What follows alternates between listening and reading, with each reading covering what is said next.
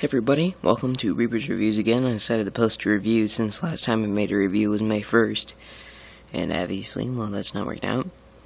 Today we're going to be reviewing History Channel Battle for the Pacific for the PlayStation 2. This says reliving history's most unforgiving battles. So it's pretty much you're reliving World War II's most historic battles with authentic World War II weapons, and it was made by the History Channel. I also have a Civil War version of the History Channel that it made, but my friend Luke is borrowing it, and of course he's borrowing like 4 of my games, so I can knock down 4 reviews if it weren't for him. Bully this game I'm really wanting to review. I don't know when I'll get it back. Probably not till June, so whatever. Anyway. Let's get on to the game. By the way, this game is rated teen for blood, violence, and mild language. I never heard any mild language, so don't believe any of that crap.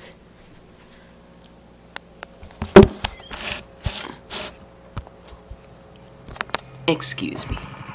Trying to get a good camera angle. Turn off the lights. That's probably much better for you all.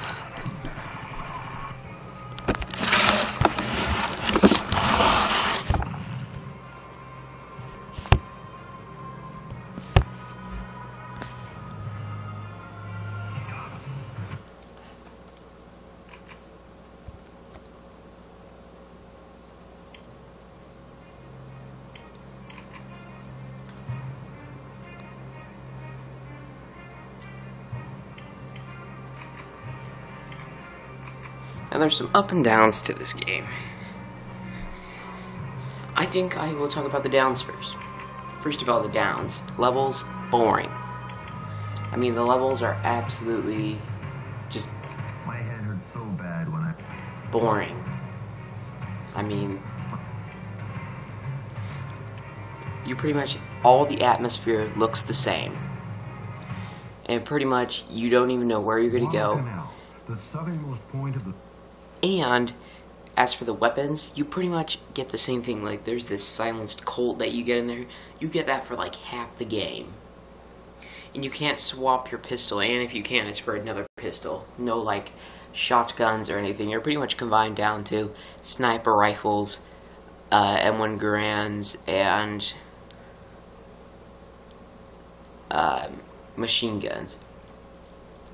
And there is a shotgun. Oh, actually, I do have the shotgun in this level. Again, alright. It's pretty much the downsides of it.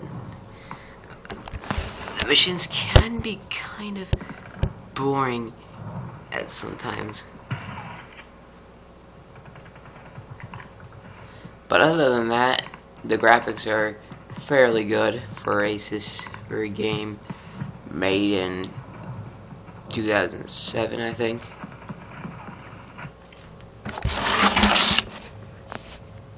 I'm gonna go turn on the freaking lights.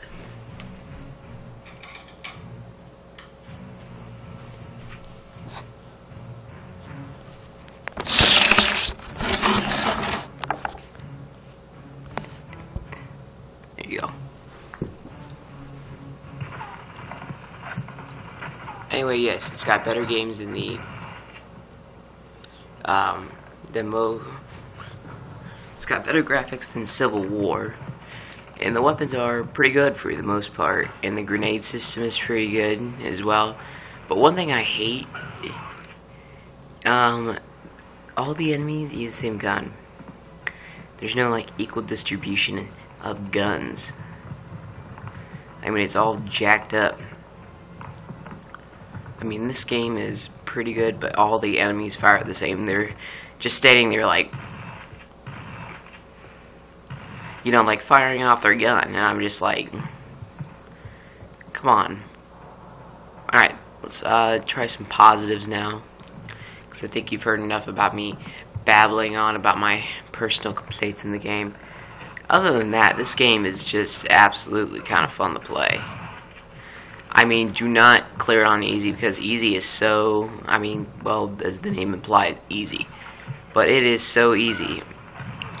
But other than the story missions being boring, the gameplay is actually really exquisite.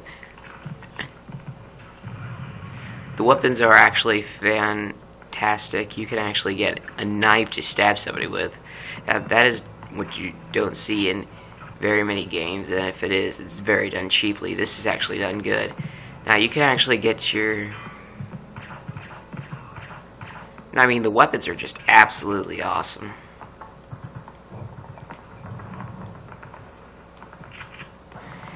And I do give them props for this and the good story plot. Like, various... Like, the gameplay itself is pretty good. But I do give them kudos for them creating good such missions, as in one mission you have to rescue a POW, like a prisoner of war. You have to rescue him. And in another one you have to sabotage a boat fleet. And in another one you could be doing this and be doing that. So, you know, it's pretty much varied depending on how the battle implies. But I don't know. I mean, the campaign is pretty good. I don't know if there's pretty much other modes, and if there are, I don't know what is in store for them. You can control machine guns. All the weapons are better. So the positives of this game are the weapons are better. The shooting feels actually pretty nice on the PS2, and for what it's worth, it's a pretty good game.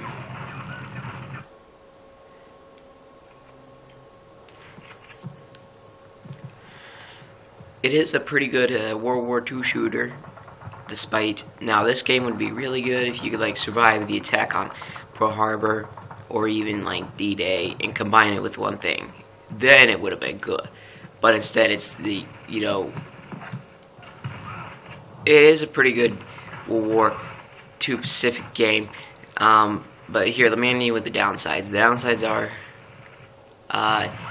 bad AI, artificial intelligence, all the enemies carry the same guns, bland environments where everything pretty much looks the same. Now the good stuff is the shooting feels excellent. The weapons are actually not that bad. They're actually pretty good for a PlayStation 2 World War II Japanese theater shooter, and it's pretty good. This actually one has blood, and this one is, I mean, it's a pretty good thing. It'll keep you entertained, but not one of those games where you'd be a die-hard fan for. Now remember, and if you're going to get this game, I said the campaign was way too easy. Oh, and another bad thing about this game is the lack of weapons. Now remember, if this campaign, you don't want to clear it on easy, clear it on normal, or even hard. Even hard, if you're one of those people who likes to be challenged to the limits. But I'm just telling you, this game feels very nice, and while it has its things, it will keep you entertained. It is a pretty good game, and for what it's worth is $8, $8 to $10, depending on where you find it at. I found this game at Disc Replay. Depending on where you find it at, it's actually a pretty affordable game for what you're looking for. A decent entertainer for if you want to entertain yourself for about an hour or 2 hours. This is your thing. I mean, I don't absolutely love this game, but I will tell you it is pretty entertaining, and I like it for just the way it is. And I think that even if you don't want to buy the game, at least try it first and rent it first. But I just think that this game is very good, and it could have gotten a 5-star had it done some considering over of its products, and if it would have done a byproduct of it, a so to say check over, then this game could have been just fine. But I mean, it didn't. But other than that, this game is really good. The missions are good, and the graphics are somewhat good. I mean, I would give this game about a 4 out of 5, 3.75 to 4. I mean, that's what I would give it. It's a pretty good game, and I would hope you try it too. Alright, see you next time.